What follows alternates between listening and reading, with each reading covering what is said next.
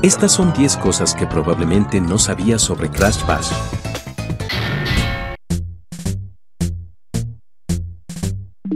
Esto fue una noticia que hizo bastante eco en 2022 y a lo mejor muchos ya conocerán esto, pero creo que hay muchas personas que aún desconocen esto, además de repasar mejor de dónde provino esta información.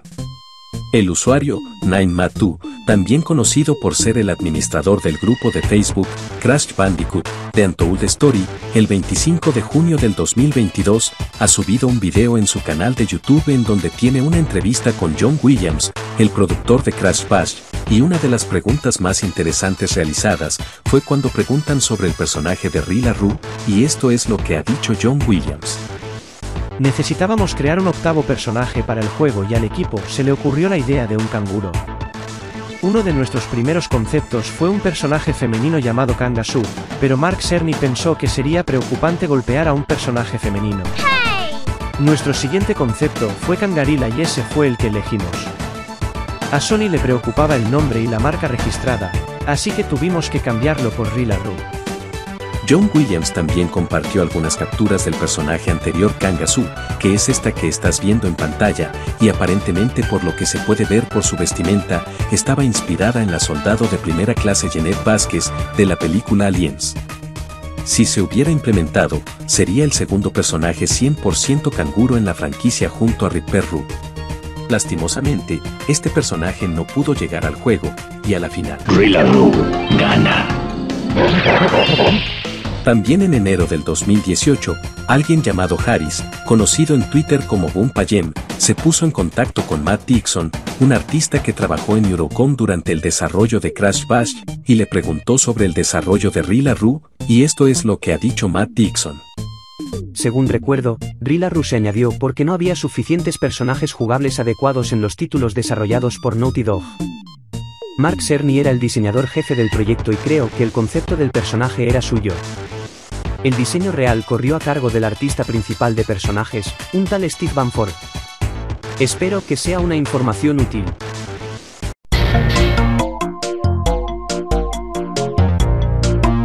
En la misma entrevista anterior realizada a John Williams compartió un storyboard de cómo iban a ser las cinemáticas del juego, y es un poco diferente a lo que llegó al juego final. Echémosle un vistazo. Bien. Wow. Bien. Wow. Bien. Wow. Bien. Wow. Bien. Wow. Bien. Wow. Solo hay una manera de resolver esto. Momendiri en lo que siempre se decide.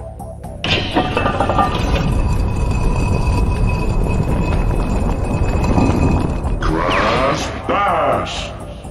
Traigan a los concursantes.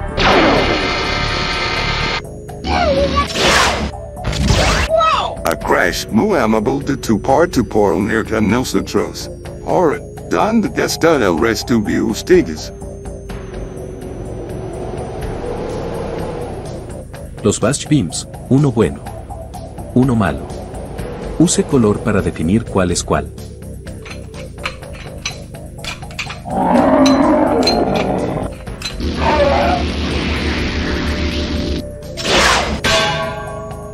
Trini, Beliki.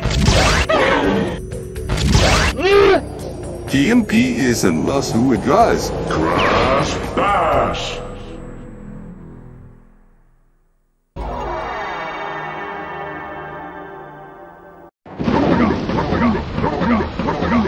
¡Qué maldad!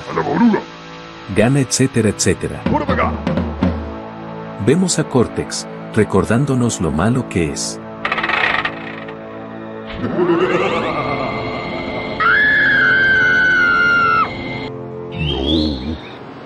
El bien triunfa sobre el mal. Bailando, mostrándonos lo bueno que es Crash.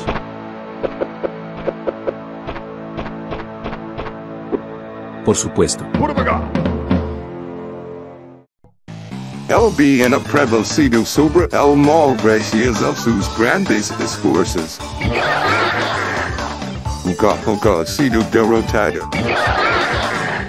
Me han figurado una vez más.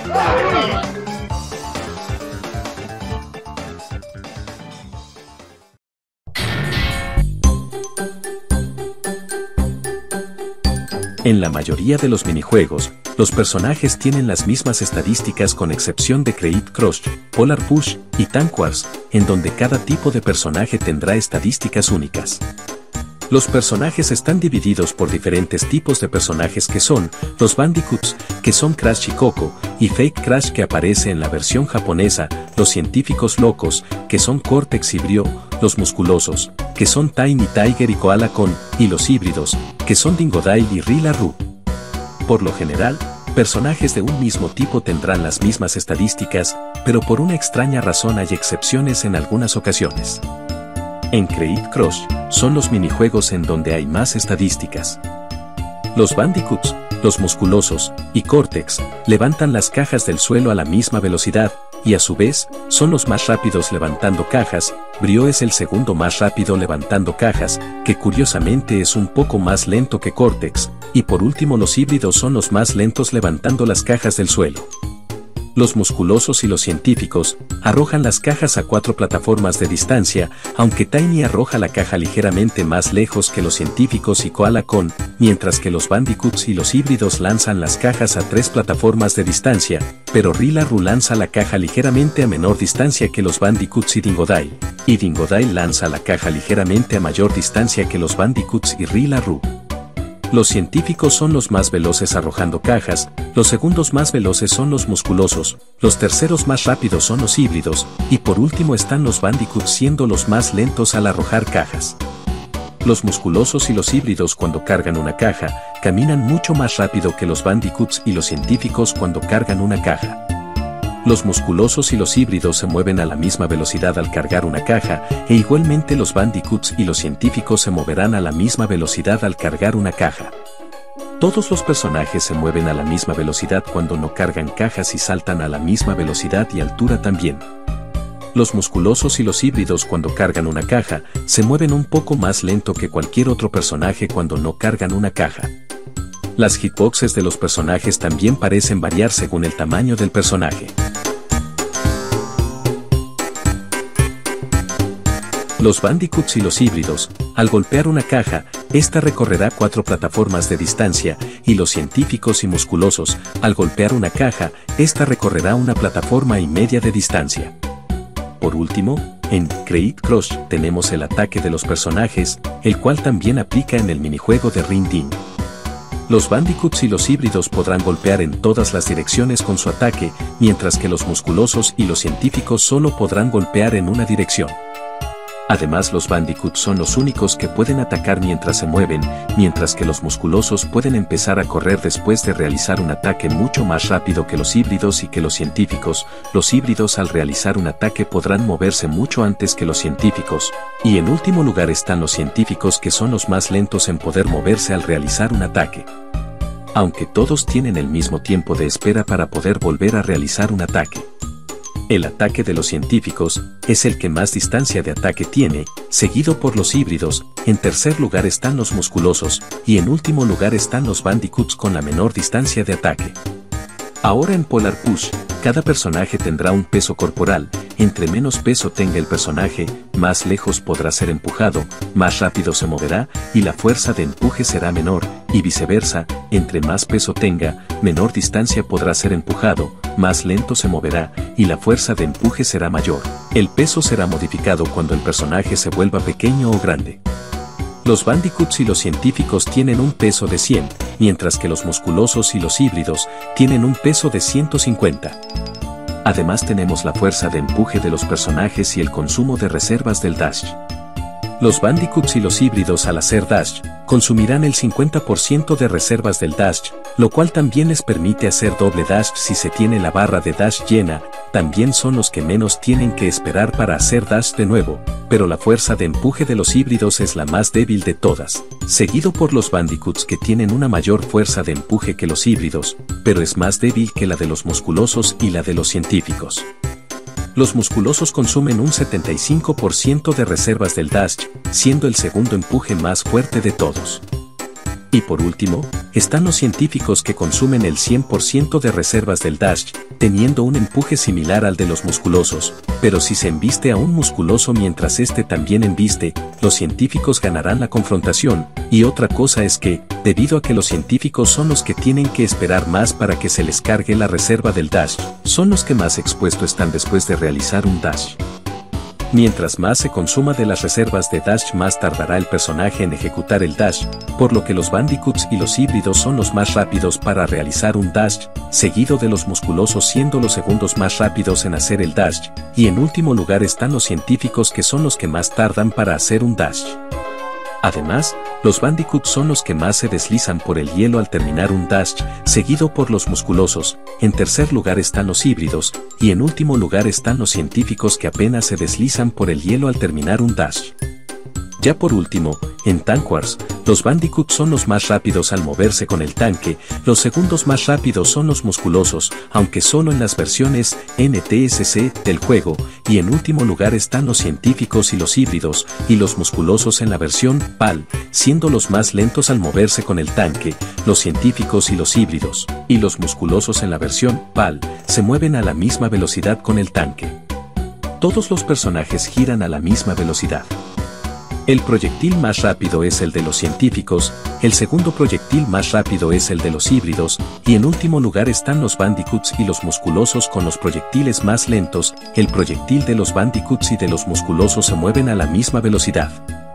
El proyectil que menos tiempo dura en el campo son los de los híbridos, el segundo proyectil que menos dura son los de los musculosos, el tercer proyectil que menos dura son los de los científicos, y el proyectil que más tiempo dura en el campo son los de los bandicoots. Los personajes no pueden volver a disparar hasta que el proyectil haya desaparecido. Además, los híbridos tienen la capacidad de tener dos proyectiles a la vez en el campo, y el proyectil de los musculosos hace un 50% más de daño que los demás proyectiles. En Tank Wars y en Creed Crush, el tiempo de invencibilidad y de recuperación para moverte es igual en todos los personajes. Además, personajes de un mismo tipo pueden ser unos cuantos frames más rápido que el otro en algunos minijuegos, aunque la diferencia es insignificante. Aunque vale la pena mencionar que curiosamente, Rila Ru, en las versiones NTSC del juego, es un frame más rápido que los otros personajes en los minijuegos de Pogo Pandemonium. También hay algunas diferencias en la versión PAL con respecto a las versiones NTSC, como que en la versión PAL, los proyectiles de los tanques duran más tiempo en el campo a comparación de las versiones NTSC, pero en general, a lo que se refiere a la comparación entre personajes, las habilidades de los personajes suelen seguir la misma lógica entre todas las versiones del juego. Aunque cabe aclarar que la mayoría de estas pruebas las hice en la versión PAL y le di un vistazo rápido a las versiones NTSC.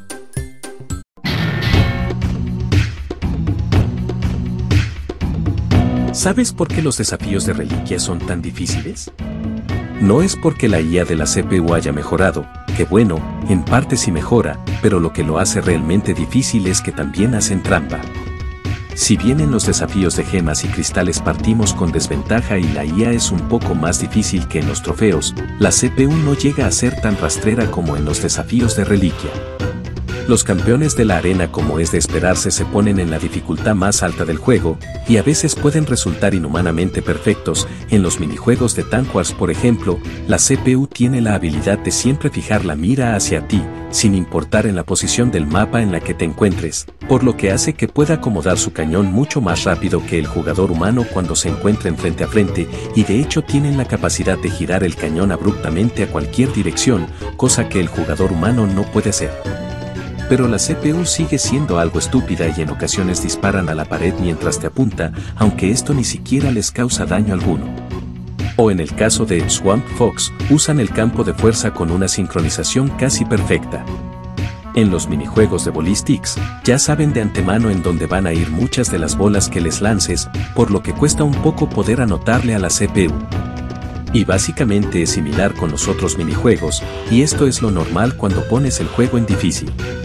Pero lo que realmente les aumenta la dificultad a los campeones de la arena es que les dan ciertas ventajas, como recibir menos daño, como por ejemplo en los minijuegos de Creed Crush, si tú le arrojas una caja de piedra a la CPU, esta recibirá 3 de daño, mientras que si la CPU te arroja una caja de piedra, tú recibirás 5 de daño, y si le arrojas una TNT a la CPU, esta recibirá 6 de daño, mientras que si la CPU te arroja una TNT, tú recibirás 8 de daño. También pesan mucho más en los juegos de Polar Push. En los minijuegos de Crash Bash, la CPU tiene una velocidad ligeramente mayor que la del jugador humano, o incluso en minijuegos de puntuación como Kaboom, también se mueven más rápido que el jugador humano. E incluso la CPU recibe un golpe mejorado en Ballistics. Y la cereza del pastel es que en los minijuegos Battle Royale, como Polar Push, Credit Crush y Tank Wars, suelen hacer que los 3 jugadores de la computadora ataquen la mayor parte del tiempo al jugador humano. En los minijuegos en donde la CPU no puede atacarte de forma activa como en Pogo Pandemonium y Crash Bash, igualmente en estos minijuegos funcionan como los anteriores en donde los campeones solo atacarán al jugador humano. Los campeones de la arena en minijuegos basados en puntos como Pogo Pandemonium y Medieval Mayhem, la CPU se coordinará activamente para atacarte. En Pogo Pandemonium, por ejemplo, por lo general una CPU se centrará normalmente en acumular tantos puntos como sea posible, otra CPU te golpeará para impedir que acumules puntos, además de obtener potenciadores, y la tercera CPU actuará como guardaespaldas del anotador y te atacará siempre que sea posible. La CPU siempre se pondrá muy agresiva contra el jugador cada vez que pueda para evitar que el jugador gane. Por esta razón, es mucho más fácil completar Crash Bash en modo cooperativo que de a un solo jugador, ya que en lugar de ser 3 contra 1, la balanza se equilibrará un poco y ya será 2 contra 2.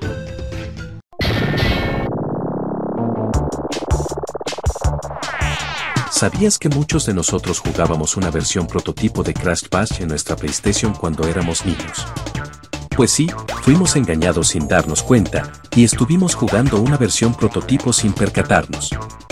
Si llegas a reconocer la siguiente pantalla que voy a mostrar a continuación, te doy la bienvenida al club de los niños ingenuos que jugaron una versión prototipo sin saberlo.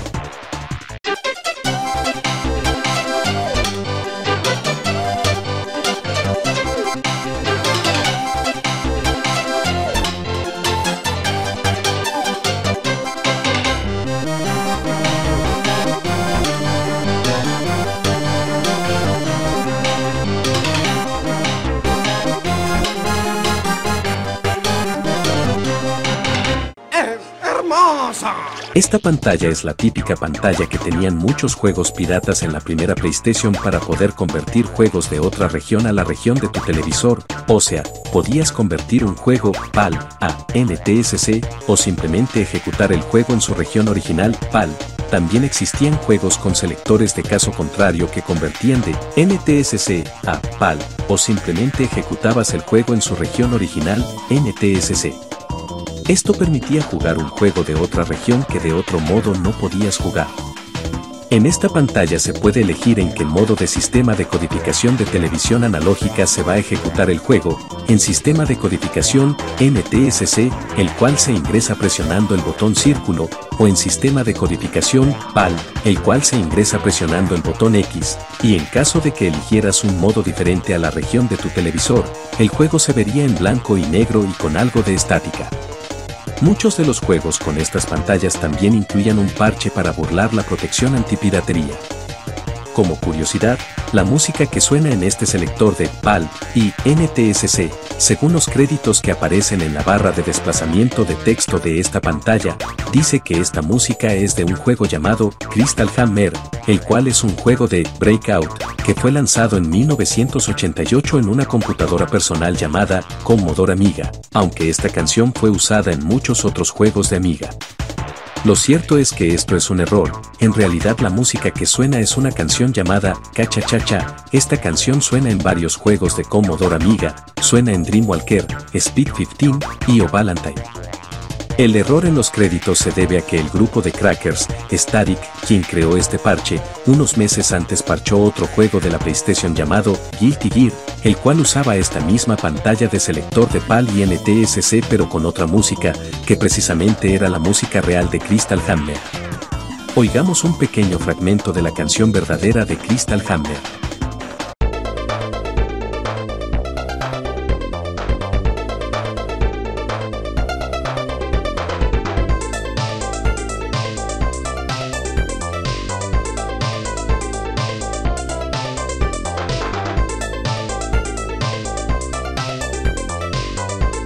Aparentemente, Static se olvidó de actualizar los créditos en la barra de desplazamiento de texto para el parche de Crash Bash.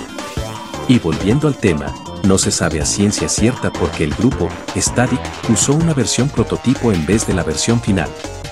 Esta versión tiene una fecha de compilación del 9 de octubre del 2000, un día antes de la versión NTSC final. Probablemente era alguno de los discos que se le entrega previamente a la prensa para que pueda hacer una reseña antes de la salida del juego. Podríamos pensar que algún crítico de prensa les entregó una copia de este disco a Static, y por el afán de lanzar el juego rápido, a Static no le importó que no fuera una versión final, o quizás simplemente desconocían que no era la versión final del juego.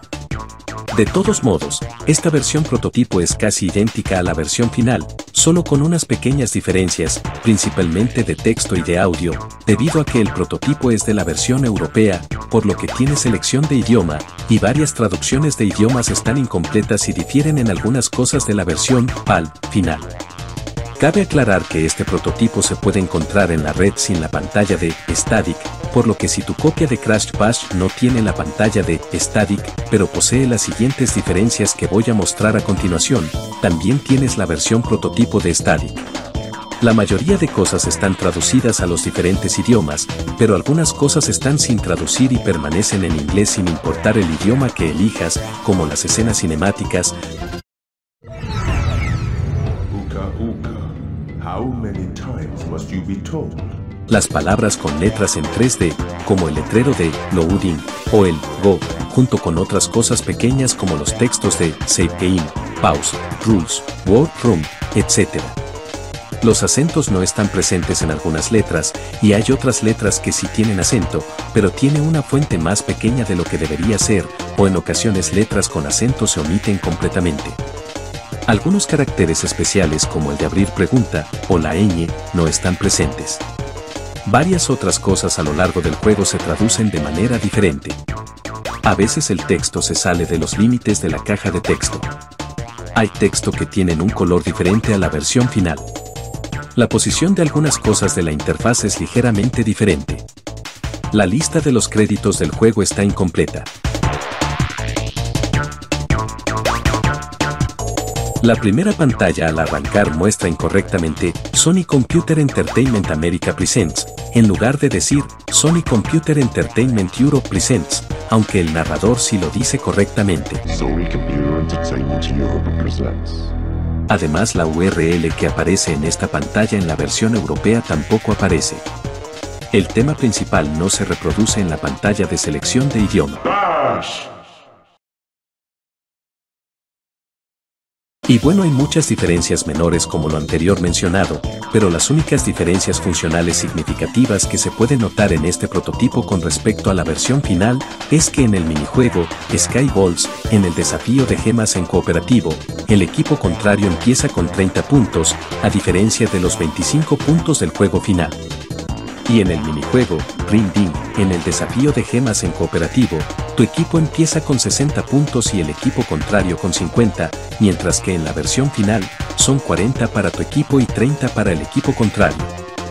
Además, este minijuego tiene un bug: si cualquier personaje rompe el globo negro, y sale el poder que hace que todos los globos sean del color del personaje, el personaje que rompió el globo negro no obtendrá puntos al romper los globos que cambiaron a su color, por lo que no podrás usar esto a tu beneficio, y esto también hará perder tiempo, ya que se necesita que se acabe o desaparezca el poder para poder obtener puntos de nuevo. Y si a esto le sumas que estás en una carrera contra el reloj, más con todo lo anterior, esto hace que sea una locura y casi imposible de pasar. Que por cierto, algunos creen que la versión europea de Ring Ding tiene estos problemas, pero no, la versión final de la versión europea solo se necesita 40 puntos y no tiene el bug de los globos negros. Es esta versión prototipo que posee este problema, uno de los tantos daños que provocó Static, causando mucha frustración a los pobres incautos y piratas que intentaron pasar este desafío en cooperativo sin éxito. Y por último, a diferencia de la versión PAL final, en este prototipo si se puede llegar al 201%, el Tiebreaker todavía otorga un trofeo al igual que la versión NTSC. Y estas son las diferencias más generales que posee este prototipo con respecto a la versión final. En sí, es casi idéntico a la versión final. pero este prototipo posee una pequeña peculiaridad que no está presente en la versión final, que quizás puede hacerlo un poco más atractivo que la misma versión final, y esta es: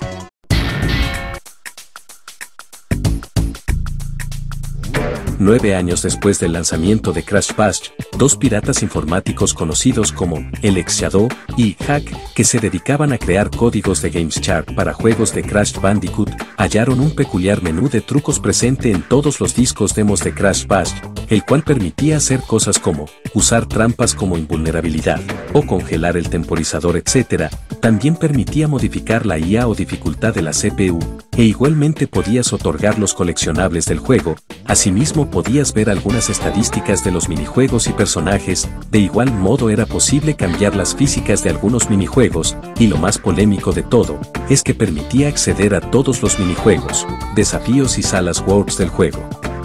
Esto quiere decir que los discos demos de Crash Bash, que se suponen que solamente contienen una pequeña porción del juego como una muestra gratuita o económica, en realidad contenía todo el juego completo que se tenía al momento de crear esa demo.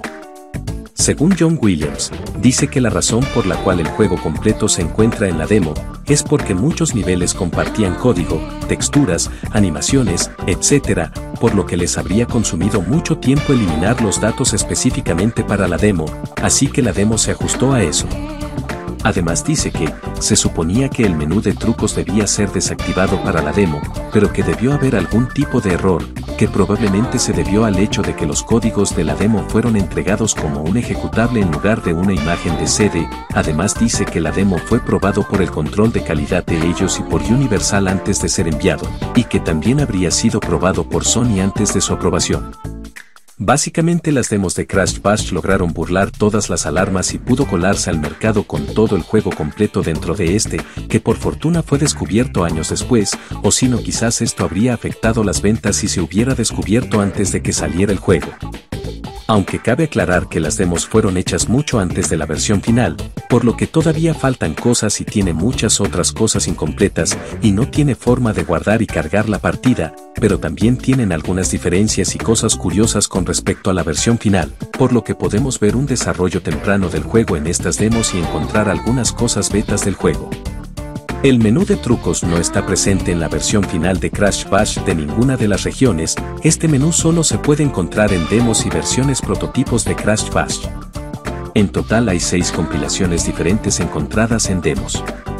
La demo con la compilación más antigua es del 26 de julio del 2000. Esta demo se puede encontrar en The Official US PlayStation Magazine 38 Demo Disc. La demo con la segunda compilación más antigua es del 2 de agosto del 2000, se presentó como un disco demo independiente en tiendas de Toys R Us, pero es muy difícil conseguir este disco en internet, pero por fortuna esta demo también salió en muchos otros discos recopilatorios de demos de PlayStation. En pantalla podrán ver los nombres de las demos recopilatorias en las que pude encontrar esta compilación.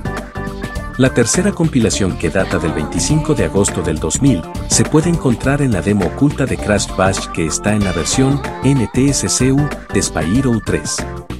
La demo de Crash Bash en la versión PAL de Spyro 3 es la cuarta compilación y data del 30 de agosto del 2000. La quinta demo, que tiene una compilación del 1 de septiembre del 2000, se puede encontrar en discos demos recopilatorios de Europa y Australia. En pantalla están los nombres de las demos recopilatorias en las que pude encontrar esta compilación. Y la última compilación de las demos data del 7 de octubre del 2000, 3 días antes de la versión de lanzamiento de NTSC-U y más de un mes antes de la versión final de NTSC-J. Esta es una demo japonesa que se encuentra en un disco independiente conocido como Crash Bandicoot Carnival Taikenban, que se podía conseguir en tiendas minoristas japonesas en el 2000. Curiosamente, en esta demo, solo dejaron un escenario por tipo de minijuego, por lo que tendrás mecánicas de los otros minijuegos del mismo tipo, en un único escenario. Adicionalmente, a la fecha de publicación de este video, se han liberado 2 versiones prototipos diferentes. El 17 de abril del 2021, se liberó un prototipo usado por PlayStation. Este prototipo data del 14 de septiembre del 2000, un mes antes del lanzamiento del juego. Y por último, tenemos un prototipo europeo que data del 9 de octubre del 2000, solo un día antes de la versión final NTSC. Este es el prototipo que usó Static. Durante mucho tiempo se rumoreó que las primeras versiones PAL del juego todavía tenían el menú de trucos, principalmente por un artículo de Crash Mania en donde decía que la versión original de Crash Bash, no Platinum, aún tenía el menú de trucos, por lo que en algunos juegos de la versión PAL funcionaba y en otras no. Esto realmente no es cierto, la confusión se dio gracias al prototipo del 9 de octubre del 2000, liberado por el grupo Juárez, Static, a fines de octubre o principios de noviembre del 2000. Oh sí, la troleada de Static llegó demasiado lejos y causó mucha confusión por mucho tiempo. Lo más parecido al menú de trucos en la versión final es el tan conocido exploit de manipulación de memoria, descubierto por Beta M en septiembre del 2016, en la cual consiste en ingresar a la pantalla de guardado de la sala Word, y luego hay que ir a la opción de guardar e ir a la letra V, y una vez aquí hay que presionar hacia abajo y hacia la izquierda al mismo tiempo. Esto provoca que la selección de letras desaparezca, ya que se encuentra por fuera de los límites, y si mueves la cruceta mientras te encuentras en este estado, manipularás la memoria del juego, casi como si estuvieras usando Cheat Engine o algún código de GameShark. Si ingresas una determinada combinación de botones con la cruceta, obtendrás diferentes efectos. Por ejemplo, los speedrunners usan un comando que les permite ganar los minijuegos de inmediato. Esta manipulación de memoria funciona mejor en la versión NTSC del juego. Bueno, en fin, volviendo al tema. Mientras usemos una demo o un prototipo del juego, podemos activar el menú de trucos con la siguiente combinación de botones que se ve en pantalla en el menú principal del juego. En algunos de estos prototipos, al ingresar el comando de botones, sonará un pitido el cual confirma que has ingresado el comando correctamente, en otros, no sonará el pitido, por lo que procura ingresar el comando correcto. Aunque las dos demos públicas más antiguas y en la demo japonesa, no se pueden activar con el código anterior, sino que requiere usar códigos de trampas. Además, en discos recopilatorios de demos de PlayStation también es necesario usar un código de trampa que reemplace el botón Select por algún otro botón, debido a que en estos demos recopilatorios al presionar el botón Select se saldrá del juego para la selección de juegos demos, y el botón Select es necesario para el menú de trucos para poder seleccionar niveles y desafíos. Y en las demos de Crash Bash que se encuentran dentro de Spyro 3 y la demo con compilación del 1 de septiembre, en la selección de niveles del menú de trucos, solo llega hasta el minijuego Ring Ding, por lo que también es necesario ingresar un código de GameShark para poder desbloquear y seleccionar el resto de los minijuegos del menú de trucos. Una vez hecho lo anterior, al presionar Start durante un minijuego o en la sala Word, aparecerá una nueva opción en el menú de pausa llamada Cheat Menu, y aquí empieza la magia.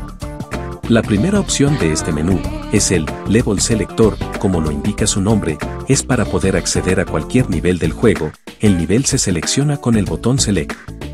La segunda opción es el Cheat Flags, el cual tiene varios trucos. El primero de ellos es el No AI Bots, el cual desactiva la IA de la CPU, por lo que la CPU se quedará inmóvil.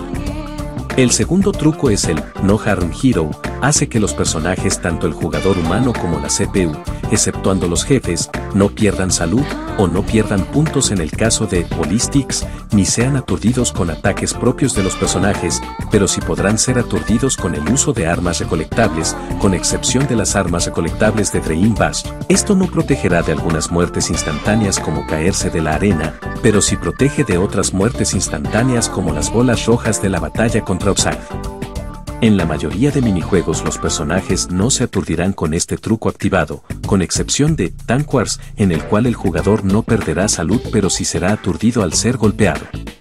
Curiosamente, en los prototipos y en la demo japonesa, en Tank Wars solamente el jugador no perderá salud con este truco activado, mientras que la CPU sí perderá salud. En las demás demos del juego en Tank Wars, tanto la CPU como el jugador humano no perderá salud al tener este truco activado. El tercer truco es el No Dead, el cual hace que los personajes no mueran al perder toda la salud, o no pierdan al llegar a cero en Ballistics. A diferencia del truco anterior, aquí los personajes sí serán aturdidos al ser golpeados. El cuarto truco es el Freeze Time, que hará que el temporizador no avance y se quede estático. El quinto truco es el Health Nonce, el cual agregará una nueva estadística al HUD, en donde dice Health indica la salud del personaje pero con datos numéricos, y en donde dice Last indica cuánta vida perdió el personaje en su último daño. Y el último truco es para desactivar el Cheat Menu, por lo que tendrás que volver a ingresar el comando de botones en el menú principal si quieres volver a reactivar el Cheat Menu.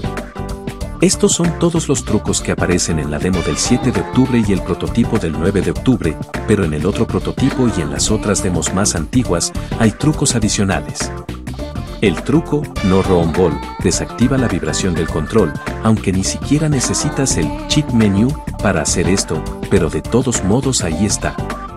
El truco Limit Camera es para que la cámara no se acerque a los jugadores y siempre se mantenga alejada. El truco de Loop Level es para que el minijuego se repita de nuevo de inmediato cada vez que se termine el minijuego, por lo que se queda en un bucle hasta que se desactive el truco. Además, en las demos de Crash Bash que se encuentra en Spyro 3, la demo del 1 de septiembre y el prototipo del 14 de septiembre, hay un truco adicional que se llama All Have Levels, que sirve para desbloquear todas las workrooms sin la necesidad de vencer a los jefes. Se usa derecha e izquierda para habilitar o desactivar un truco. Los trucos que están activos están marcados con un asterisco. Ya luego, regresando al menú del Cheat Menu, ahora iremos a la tercera opción que dice Tweak Settings. Aquí se podrá seleccionar el tipo de desafío que queremos jugar para el minijuego que estamos jugando en este momento. Podremos elegir entre los diferentes modos del modo aventura que son Trofeo, Reliquia de Oro, Reliquia de Platino, Gema y Desafío de Cristal. También podremos elegir el modo Batalla, el modo Torneo y el modo Jefe, pero solo se puede elegir este último cuando estemos dentro de una batalla de jefe. Se puede seleccionar el desafío con el botón Select. Asimismo, también podremos modificar la IA de la CPU durante los diferentes modos de juego. Tenemos la opción Quality, que es básicamente la dificultad general de la CPU, es cuánta calidad va a tener su IA, entre más alto sea este valor, mejor jugará la CPU, y viceversa.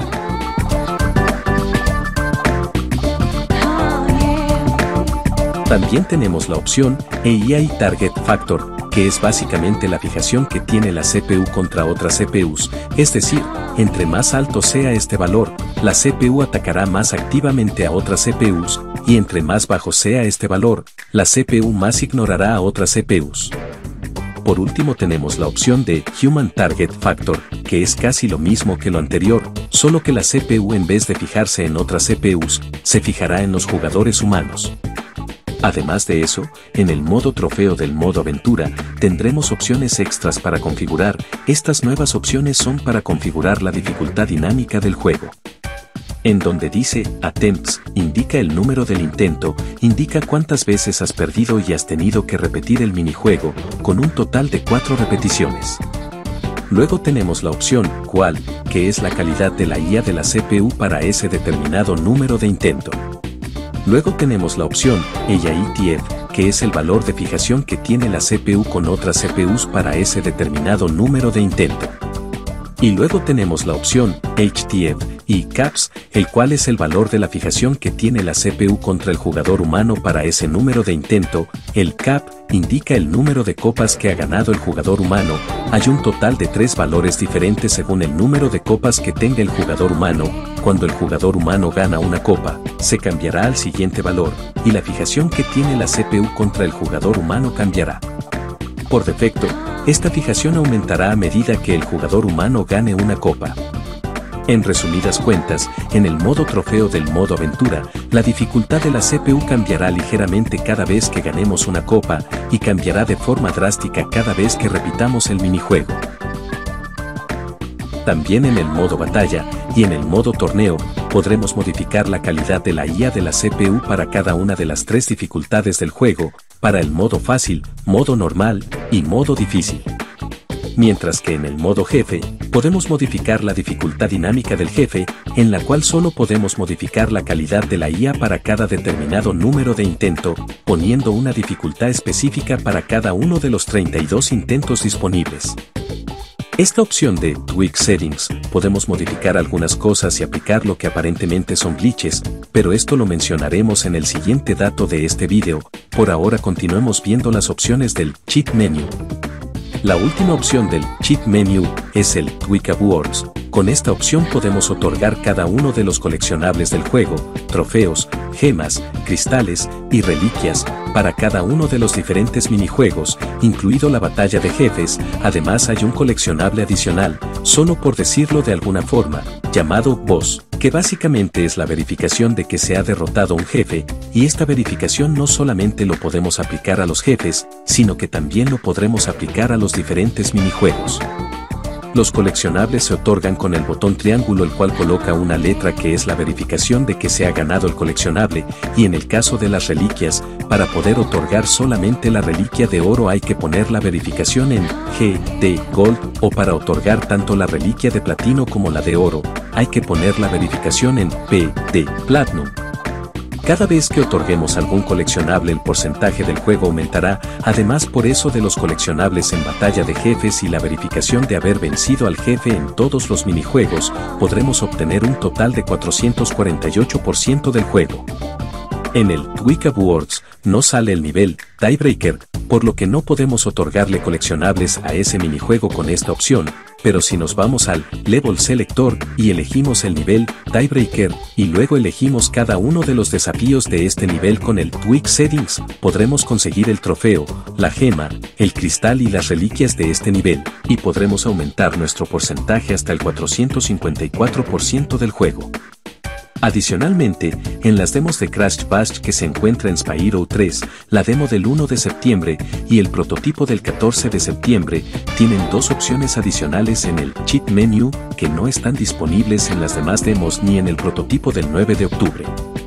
Hay una opción llamada View Stats, en esta veremos un registro de nuestra partida, en especial a nuestra partida del modo aventura, en donde dice Elapsed Time, es el tiempo total que hemos jugado.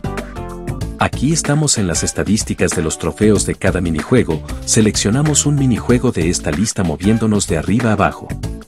En donde dice First Entered, indica cuánto tiempo de juego en total teníamos al entrar por primera vez en el minijuego seleccionado. En donde dice Visits, indica las veces que repetiste el minijuego antes de ganar. En donde dice Total Time, indica la cantidad de tiempo que te tomó ganar el trofeo contando también el tiempo de las repeticiones. Después tenemos la tabla de datos llamada Trophy Awarded, el cual se divide por filas, cada fila es un intento, el intento más reciente siempre estará en la primera fila, y los intentos más antiguos se irán desplazando hacia las filas de abajo. Estos numeritos de aquí indican la cantidad de copas que ganó cada personaje en el desafío de trofeo, y aquí muestra el tiempo total que tomó el desafío en completarse. Si presionamos derecha, ahora veremos un registro de los demás coleccionables del juego. Aquí solo mostrará la cantidad de intentos que te tomó ganar el desafío y el tiempo total que te llevó completar el desafío.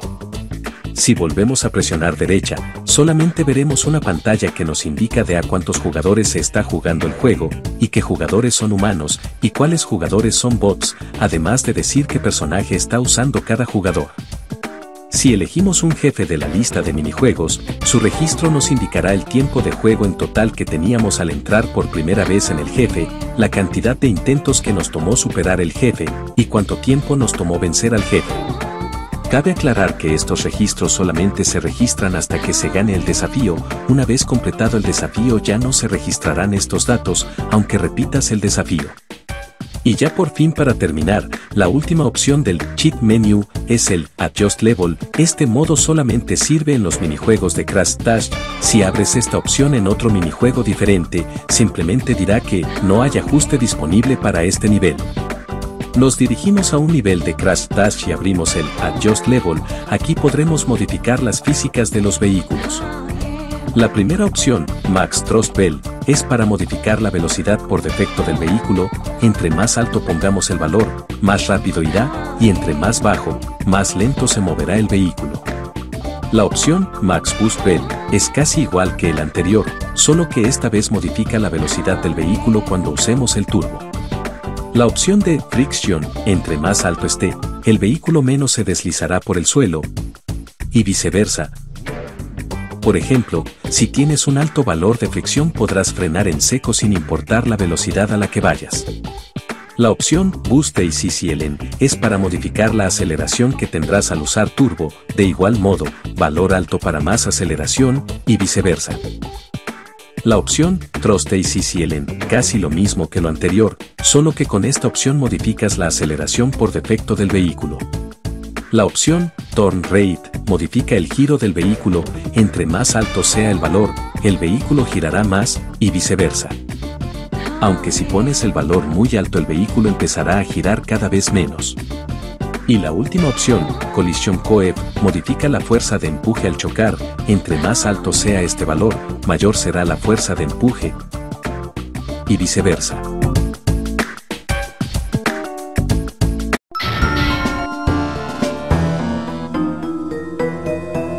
Con el Tweak Settings del Cheat Menu, podremos causar unos efectos en los minijuegos y algunos son bastante curiosos. Empecemos con un efecto básico. Entramos a un minijuego cualquiera e inmediatamente entramos en Tweak Settings del Cheat Menu y elegimos el modo trofeo del modo aventura y vamos en donde dice Caps y ponemos este valor en 1, luego cerramos el menú y regresamos a jugar y terminamos esa batalla y una vez que acabemos la batalla, veremos que todos los jugadores ya tienen una copa por defecto, sin contar la copa que se ganó en esa batalla. En este mismo minijuego y sin salirnos, volvemos a hacer lo anterior pero colocando el valor de Caps en 0, cerramos el menú y acabamos la batalla, y veremos que todos han perdido las copas que tenían, todos ya tienen 0 copas, sin contar la copa que se acabó de ganar. Ahora volvemos a entrar al Tweak Settings y hacemos lo mismo que hicimos anteriormente, pero esta vez colocamos el valor de Caps en 2, cerramos el menú y acabamos la batalla, y esta vez vemos que se les ha dado 2 copas a todos los jugadores, sin contar la copa que se acabó de ganar. Esto parece ser un comportamiento previsto, pero mirando otros efectos no lo parecerá tanto.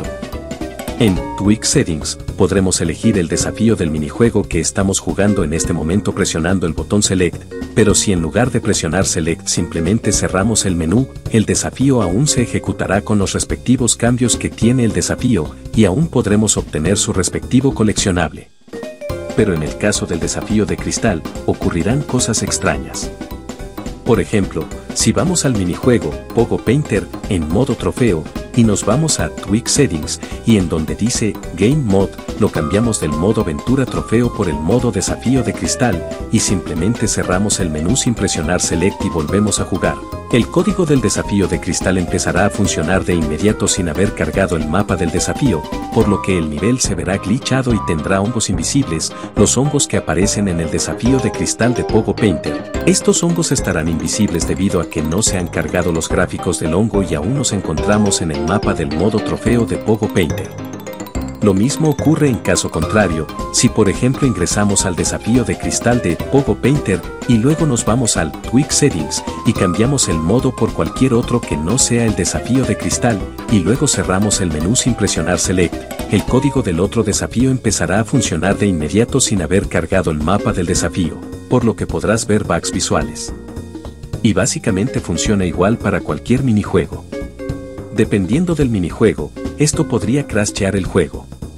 Y otro caso es que, si ingresamos a un desafío cualquiera diferente al desafío de gema, y luego nos vamos al Tweak Settings y lo ponemos en modo desafío de gema, la desventaja del desafío de gema no se aplicará, por lo que será mucho más fácil ganar la gema del minijuego, e incluso podemos ganar de forma instantánea en minijuegos de puntos dejando que los oponentes consigan algo de puntos y tú simplemente te quedas en 0 puntos. Y en caso de que el Cheat Menu no te interese porque no te gusta hacer trampa y prefieres jugar con los parámetros preestablecidos por el juego, pues aquí te daré una buena razón por la que quizás prefieras jugar una versión prototipo en vez de la versión final. Si eres un Forever Alone y no tienes con quien pasarte el modo aventura en cooperativo y te sientes solo, pues aquí te tengo la solución. Gracias al Tweak Settings del Cheat Menu, podremos jugar el modo aventura en cooperativo con la computadora. Para hacer esto, primero activamos el Cheat Menu en el menú principal. Luego seleccionamos el modo batalla y elegimos el modo de un jugador y seleccionamos el personaje con el que queremos jugar y el juego seleccionará los otros 3 jugadores de forma automática y aleatoria. Nuestro compañero siempre será el que está en la segunda plataforma de color rosa morado y en caso de que queramos otro compañero u otros adversarios, nos regresamos con el botón triángulo y lo intentamos nuevamente hasta que el juego seleccione los jugadores de la CPU que deseamos. Aunque cabe aclarar que ya hay combinaciones predeterminadas para el personaje que seleccionamos y para el compañero que escojamos, por lo que hay ciertos personajes que nunca saldrán con ciertas combinaciones de personajes. Por ejemplo, si escoges a Tiny, el juego nunca escogerá a Dingodile. Una vez satisfecho con los personajes seleccionados, elegimos una arena cualquiera y luego en la configuración lo ponemos en modo cooperativo.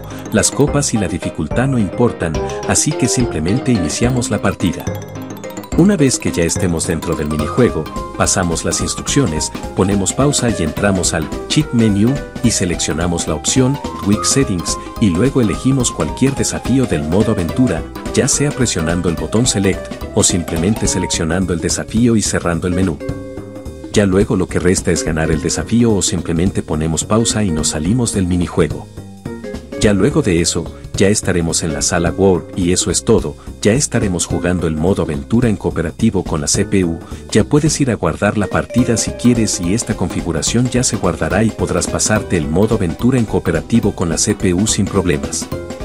Pero también procura ir al Quick Settings en cada desafío y sube el valor de AI Target Factor para que tu compañero de equipo sea competente y las otras CPUs no solamente te ataquen a ti, especialmente en desafíos de reliquias en donde este valor está prácticamente al mínimo. Para un mejor equilibrio, recomiendo que el valor de AI Target Factor sea igual al valor de Human Target Factor en cada uno de los desafíos.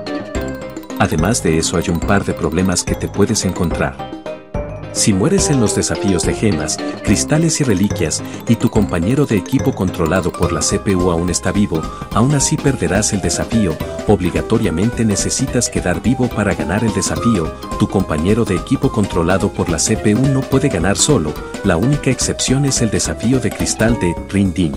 En caso de que en este minijuego mueras y tu compañero de la CPU aún siga vivo, no perderás. Otro problema es que no se programó una IA para los desafíos de jefes, por lo que tu compañero de equipo controlado por la CPU simplemente se quedará quieto en Papu Pommel y en la parte de Ballistics de Oxide Ride, mientras que en la parte de persecución de Oxide Ride, en Verminator y en Big Bad Box, tu compañero se moverá de forma aleatoria sin contribuir a la batalla. Si juegas con la computadora, tampoco saldrá el tiebreaker, por lo que no podrás llegar al 201% de forma convencional, pero puedes usar el Level Selector con el Quick Settings del Cheat Menu para ingresar al tiebreaker y ganar un trofeo.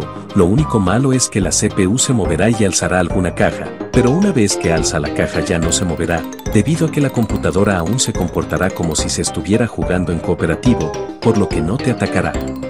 Adicionalmente, tu compañero de la CPU tendrá unas pequeñas ventajas.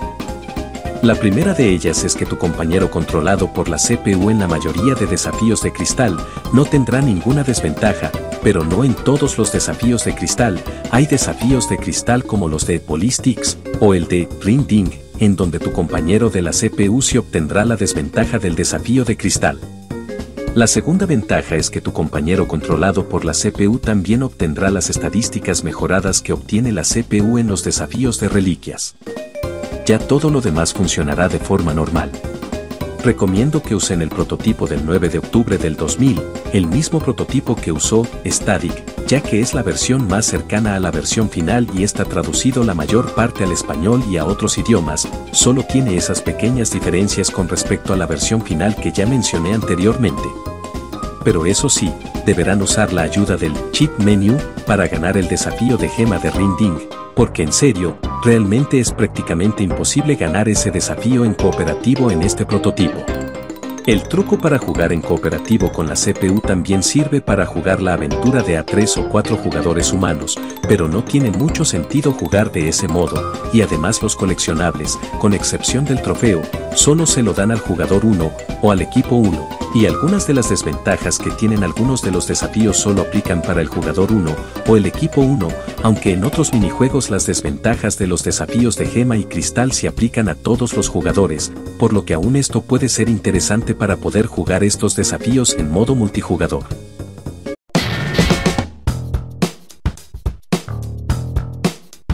En demos y en prototipos se encontraron unas versiones preliminares de los minijuegos. La mayoría de las diferencias en los minijuegos de las demos están relacionadas con las pantallas de reglas primitivas, las descripciones de texto son muy básicas y con una escritura sencilla, y las reglas no están ordenadas por objetivos, controles y elementos especiales. Además puede haber uno que otro cambio visual, y las batallas de jefes están en fases muy tempranas y sin terminar. Pero en sí, no hay grandes diferencias sustanciales en la mayoría de los casos, pero hay excepciones, y sin duda lo mejor que se pudo encontrar en estas betas fue una versión beta del minijuego de Pogo Padlock, la cual se encontró en la demo con compilación del 26 de julio del 2000, la demo pública más antigua de todas.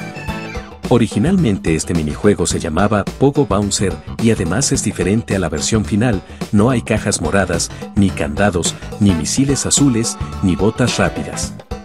Los jugadores estarán rodeados por una burbuja de color según el color del jugador, aunque esto solo es algo visual y no tiene ningún efecto en el juego, probablemente esto es solamente una forma de indicar y de fácil visualización a qué color le pertenece a cada jugador. Aparecerán manchas de pintura con los colores de los respectivos jugadores, los cuales aparecen aleatoriamente en las baldosas de la arena, a diferencia de los otros juegos de Pogo en donde tienes que pintar las baldosas tú mismo de tu color. Aquí para poder conseguir puntos, se tiene que pisar las baldosas de tu propio color. Al pisarlo la baldosa se limpiará y esto te dará un punto. Cada cuadrado con pintura de tu color equivale a un punto, independientemente del tamaño de la mancha de la pintura, lo que significa que una baldosa con una mancha de pintura enorme no te dará más de un punto. Cuando se limpien todas las baldosas del mismo color del jugador, se agregará nueva pintura aleatoriamente a las baldosas nuevamente. Pisar los colores del otro jugador no te sumará puntos adicionales ni te dará ninguna desventaja, pero sí limpiarás la baldosa. También hay un cubo gigante que deambula por la arena, el cubo inicialmente será gris, y al pisar una baldosa de color, el cubo se volverá de ese color, y si el cubo pisa una baldosa del mismo color del cubo, la limpiará, pero esto no le dará puntos al jugador con el mismo color. De vez en cuando de forma aleatoria, el cubo limpiará una baldosa y volverá a aparecer pintura en esa misma baldosa. E igualmente de forma bastante aleatoria, el cubo volverá a ser gris cuando se limpian todas o la mayoría de las baldosas del color del cubo. También si se golpea el cubo con un misil, el cubo cambiará su color por otro aleatoriamente.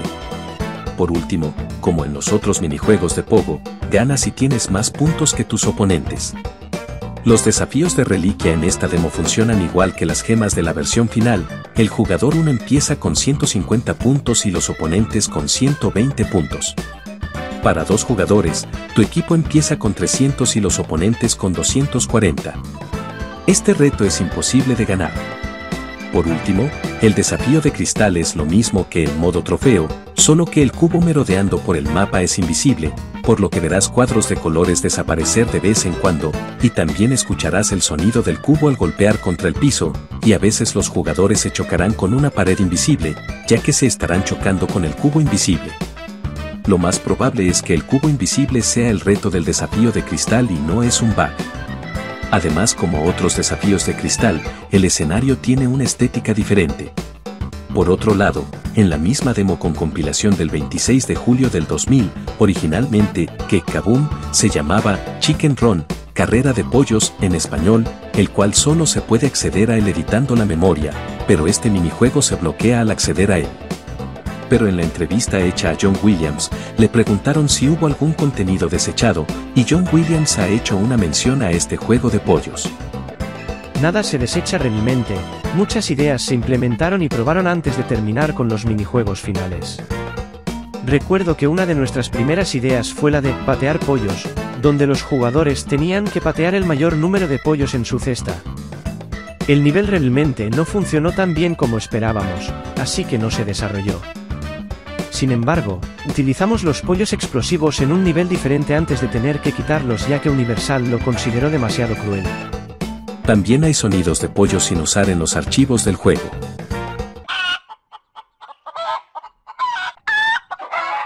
Este juego de pollo se convirtió más tarde en Kek Kaboom, el cual apareció por primera vez en la segunda demo pública más antigua de todas, la que tiene fecha de compilación del 2 de agosto del 2000.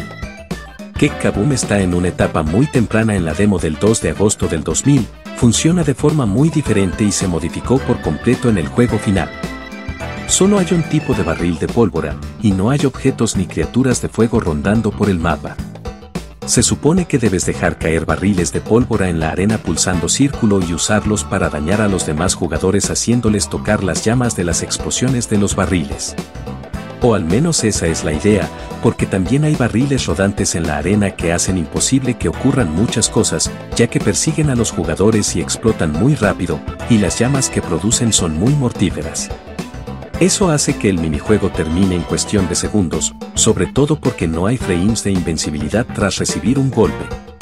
También es posible usar el ataque de los personajes en este minijuego con el cual puedes aturdir a los contrincantes. El desafío de cristal tiene un objetivo diferente, en la que no hay que dejar que te alcance el barril rodante, que provoca una muerte instantánea al tocarlos. El escenario del desafío de cristal está situado en la azotea de un castillo medieval durante la noche. En las demos que se encuentran en los juegos de Spyro 3, se han eliminado los barriles rodantes, pero ahora los jugadores dejan caer regueros de pólvora, lo que crea llamas perseguidoras en la arena. Ya todo lo demás sigue funcionando igual que en la demo del 2 de agosto del 2000. Estos son los únicos minijuegos que tuvieron cambio de mecánicas, pero hay otros minijuegos que tienen elementos extras o diferentes en los minijuegos. En Create Crush, antes se podía girar sobre el eje del personaje presionando los botones L2 y R2.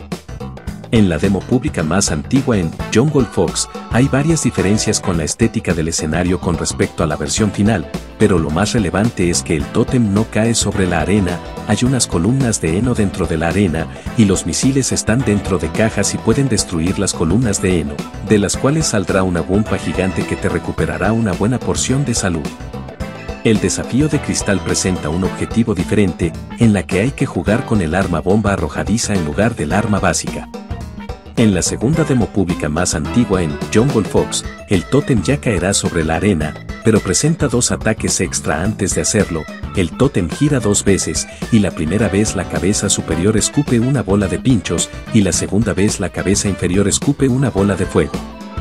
En la demo pública más antigua en el minijuego, Ring Ding, está bastante inacabado en muchos aspectos y posee varias fallas, pero lo más relevante aquí es que el nivel originalmente iba a poseer nitros en el campo de juego, las cuales aturden al jugador. Las nitros también están presentes en la segunda demo pública más antigua, y también estaba el poder del Dirige Onda de Energía, el mismo que está presente en Train Bash, pero usa el icono del anillo sónico, y solo se puede usar una vez en lugar de 3, además hay un potenciador desechado que aleja los globos del jugador, que en realidad es una desventaja, ya que no podrás recolectar globos mientras se tenga este efecto.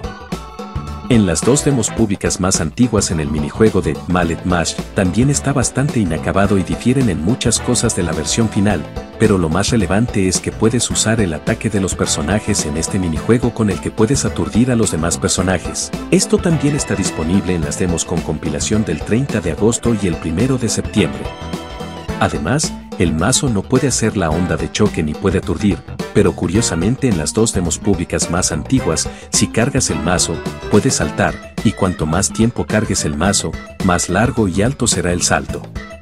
En Mallet Mash, en las demos con compilación del 30 de agosto y el 1 de septiembre, funcionan un poco diferente, caerán gumpas del cielo que al recolectarlas nos dará un punto, y de vez en cuando aparecerá el hongo, el cual al golpearlo con el mazo nos dará 2 puntos.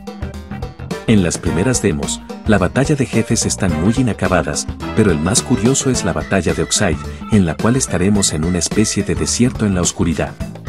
En la primera fase de Oxide, estaremos en un nivel basado en ballistics, similar a la versión final, pero Oxide nos lanzará misiles en vez de la portería, y también nos lanzará una gran cantidad de bolas de hierro.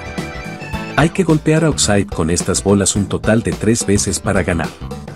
En la segunda fase, Oxide nos arrojará barriles de desechos tóxicos, los cuales no dañan al jugador. El nivel es un bucle infinito de barriles que vienen hacia ti, mientras que Oxide corre justo delante de ti, y tú lo único que puedes hacer es moverte, no hay manera de ganar. Es un juego facilito. En él andas por un Desierto oscuro y te caen barriles tóxicos. Solo paseas por el lindo Desierto. persiguiendo un... Alien. Pero nunca alcanzas al... Alien. Solo lo persigues. ¡Vamos, Finn! ¡Sígueme! ¡Vamos! ¡Vamos! ¡Casi lo logras! ¡Atrápame! ¡Vamos! Esto es genial. La batalla contra Oxide en la fase de persecución en el prototipo con compilación del 14 de septiembre, el nivel tiene un diseño algo diferente con obstáculos completamente diferentes y no se puede disparar, por lo que la fase se basa en esquivar los obstáculos todo el tiempo sin posibilidad de destruirlos. Dentro del juego hay trampas sin utilizar para los niveles de Crash Dash. Hay una caja TNT sin usar, al tirar la TNT empezará la cuenta regresiva y luego explotará y aturdirá al personaje que se encuentre en su radio de explosión. Además, los personajes pueden traspasar la TNT mientras se encuentre en la cuenta regresiva. Igualmente hay otra arma sin utilizar, el cual es un huevo ambulante que se moverá por toda la pista y fuera de esta, que igualmente aturdirá al personaje que toque. El huevo después de un tiempo se convertirá en algo que dependerá del nivel de Crash Dash que se esté jugando. En Dot Dash, el huevo le saldrán piernas. En Toxic Dash, el huevo se convertirá en el monstruo de desechos tóxicos, el mismo que aparece en el medio de la pista. En Dante's Dash, el huevo se convertirá en un aro de fuego, igual a la lava que se ve alrededor de la pista. Y por último en Splash Dash, el huevo será una bola naranja rojiza que luego se convierte en la barra empujadora, la misma que se ve en medio de la pista. He creado estos códigos de GameShark que se ven en pantalla para poder activar estas trampas para cada uno de los 4 jugadores en la versión PAL final, que igualmente sirven para el prototipo del 9 de octubre. Hay muchos otros minijuegos que tuvieron un cambio de estética en el escenario, pero son solo cambios visuales.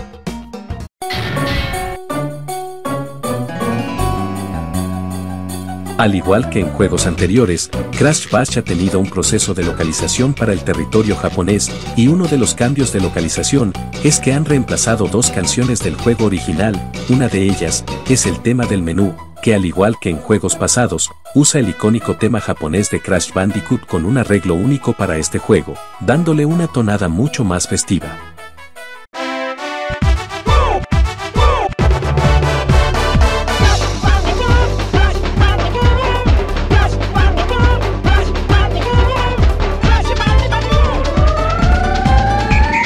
Además de ese tema, se ha reemplazado el soundtrack de los minijuegos de Dot Dash, Splash Dash y Oxide Ride, los cuales usaban un remix del tema de Dingodile del Crash 3.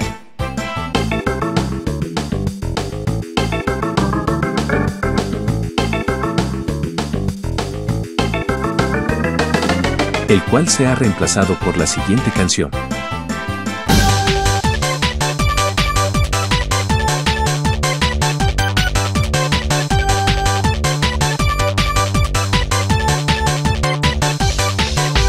Esta pieza musical tan extrañamente familiar es un remix de una pieza musical clásica de dominio público, llamado Orfeo en los Infiernos. La canción es una opereta que fue estrenada en París el 21 de octubre de 1858. A veces esta canción se le conoce erróneamente como Can-Can. El Can-Can era un baile que se originó en París alrededor de 1830 y la melodía más asociada a este baile era Orfeo en los Infiernos, de ahí la confusión. Esta melodía se representó por primera vez en Japón en la era Meiji, entre 1868 a 1912, y desde entonces ha gozado de mucha popularidad. Esta melodía se suele usar muy a menudo en festivales deportivos japoneses, los cuales se celebran una vez al año en octubre en escuelas o clubes deportivos extraescolares. De ahí que se haya hecho un remix de esta melodía en Crash Bash, ya que refleja ese espíritu de competición. Además de sonar muy carnavalesco, después de todo el juego se llama Crash Bandicoot Carnival en Japón. Hasta es un poco gracioso si lo piensas, la batalla final del juego tiene una canción súper alegre, para después presenciar el final más oscuro de toda la franquicia con la victoria del mal. Ahora que Uka Uka tiene los cristales, la tierra está perdida. Corre, Crash. Escondeos, amigos míos. Salvaos. No hay lugar donde esconderse de la ira del gran Uka Uka.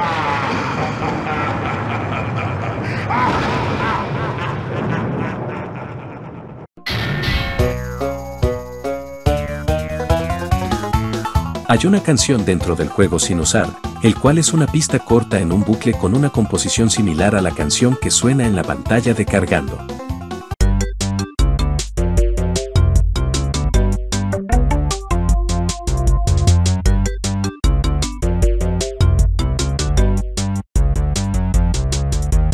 Y la canción más curiosa no utilizada, fue hallada en la demo pública más antigua de todas, la que tiene fecha de compilación del 26 de julio del 2000. Puedes escuchar esta canción dentro del juego en la sala World, usando el siguiente código de GamesChart que se ve en pantalla.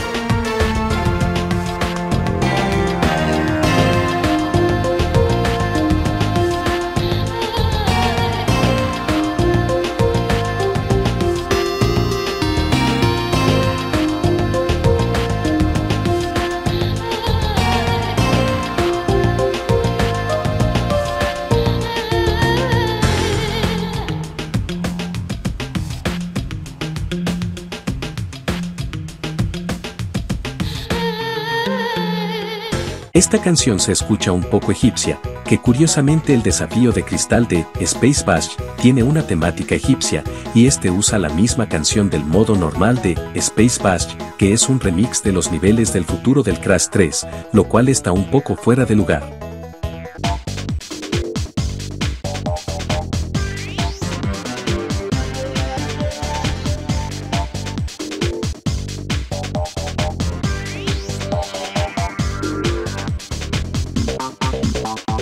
Y curiosamente, en un tráiler del E3 de Crash Bash y en unas imágenes que se encontraban en un CD de prensa para el E3, mostraban el juego en una etapa bastante temprana, y había una imagen en la que se podía ver un minijuego de Pogo que se veía como el desafío de cristal de Space Bash, con esa temática egipcia.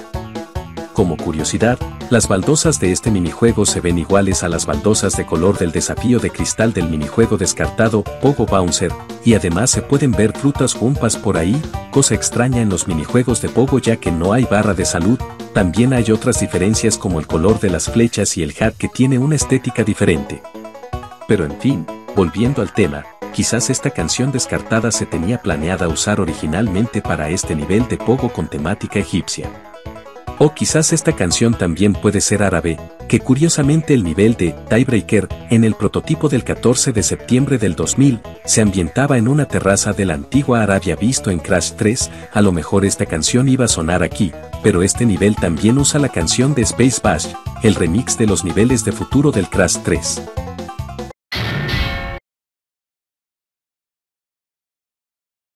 ¿Quiénes son los ancestros? Se los diría, pero los ancestros no lo permitirían.